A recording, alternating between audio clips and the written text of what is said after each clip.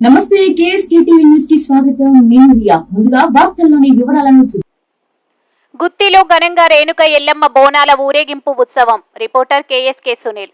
అనంతపురం జిల్లా గుత్తి పట్టణంలోని కోట వీధిలో వెలిసిన అతి పురాతనమైన శ్రీ రేణుక ఎల్లమ్మ బోనాల ఉత్సవం మంగళవారం అత్యంత వైభవంగా జరిగింది.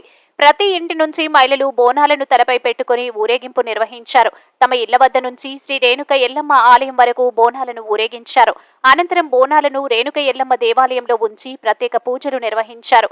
రేణుక ఎల్లమ్మ అమ్మవారిని గుత్తి టీడీపీ ఇన్ఛార్జ్ గుమ్మనూరు నారాయణ, పలువురు రాజకీయ నాయకులు, భక్తులు, భక్తాదులు దర్శించుకుని ప్రత్యేక పూజలు నిర్వహించారు.